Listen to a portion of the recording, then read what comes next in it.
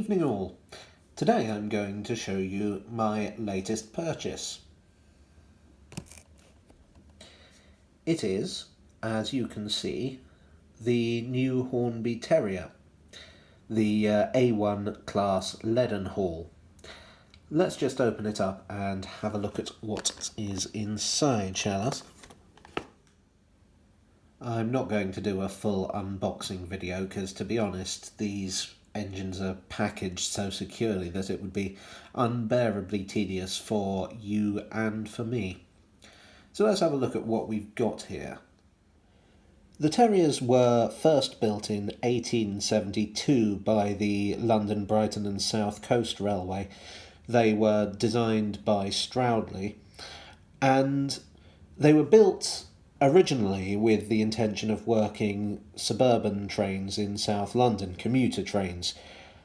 They were so good that they basically made themselves obsolete, and they soon found themselves underpowered and too slow for the work, so they got dispersed all over the country. Some of them got sold to other railways, and one way or another they lasted, I think, pretty much until the end of steam. I think, well, maybe not quite until the end, but I believe some were still at work in the 60s.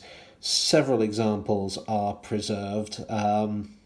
Possibly the most famous is Stepney on the Bluebell Railway. Hornby also did this as Stepney last year, but I believe it sold out pretty quickly. I'm told that this livery is the most popular. And it's not really surprising. I mean, it's a very fancy livery, very well applied. This livery was known as Improved Engine Green, and I don't know why, because as you can see, it's yellow. I've heard various theories as to why it might have been called that. One is that Stroudley himself was colourblind. One is that maybe colours were just known differently, so yellow could also be green. A theory I had was that I know that blue pigments used to be quite unstable, so maybe the idea is that it was an improvement on green in that it was more stable.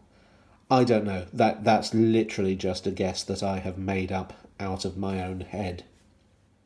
Now, this class was officially known as A1s, but any enthusiast knows them as Terriers, and there are three reasons they were called that.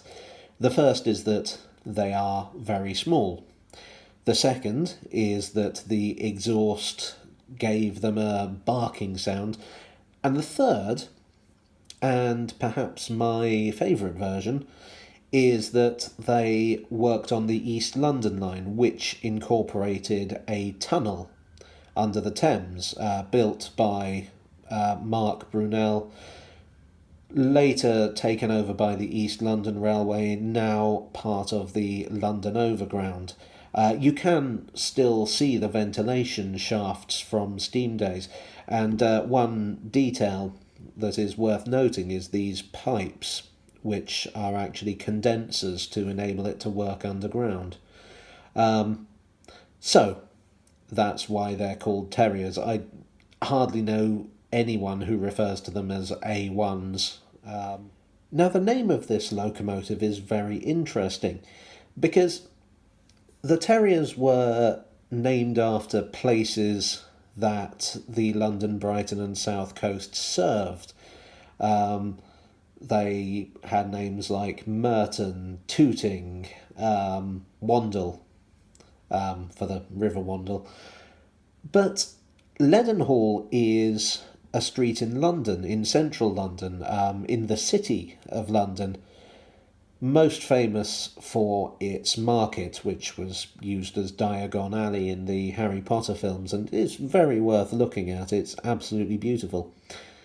But the thing is, Leadenhall is nowhere near any London, Brighton and South Coast station. And There were a number of other Terriers that had this same issue. The Bluebell Railway has two, one called Stepney and one called Fenchurch. And again, neither of those places were served by the London, Brighton and South Coast. But there was a plan to link the London, Brighton and South Coast Railway with the London and Blackwall Railway, which would potentially have got them to Stepney, to Fenchurch Street. Fenchurch Street is very near Leadenhall Market. So in a sense, these engines are kind of a might have been. I'm going to level with you folks. I actually don't have a reason to own this. I don't particularly model the pre-grouping era. I have no London, Brighton and South Coast rolling stock. This isn't really an engine I can justify. My reasons for buying it were simply that I really like it. I think it's a gorgeous little engine with a beautiful livery, very well applied. I'm very fond of these Victorian locomotives. This particular one was selling at what I thought was a very reasonable price, £79.99. As I think I said earlier, these engines in this livery have been selling very well. I looked into buying one earlier, but I just couldn't find any. So I thought that was a bit of a bargain. It was the last one in the shop. So I snapped it up. So this raised a question that's been bothering me. Look at that cab detail. That's fantastic. One thing that they did on some London, Brighton and South Coast engines was that they had the name of the driver there. I don't know if that would have happened with the Terriers, but yeah, that's just an interesting point I thought was worth noting.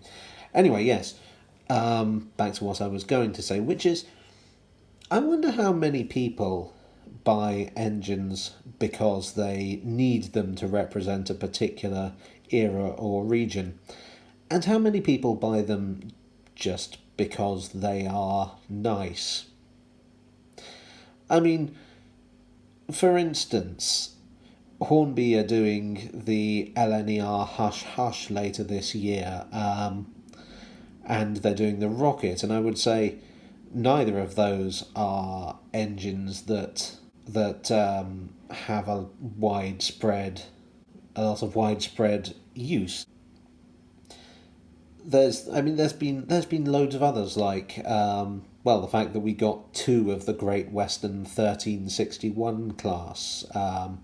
You've got all these prototype diesels. And for years and years, the conventional wisdom was that if you did something like that, you would absolutely lose your shirt. Nobody would buy them. But clearly, people are buying them. And I kind of find myself thinking, well, surely they're not all modelling these things. Surely there's not enough modellers of the 1820s to make Hornby's Rocket a commercial proposition in theory, but it seems to be selling really well. Basically, I guess what I'm getting at is commercial wisdom at all? Anyway, that's just a thought. So that's my rambling video on the new Hornby Terrier. It's a nice engine. That's mostly what I have to say about it. I guess I need to look at building a layout for it. Well, that way madness lies. Anyway, see you next time.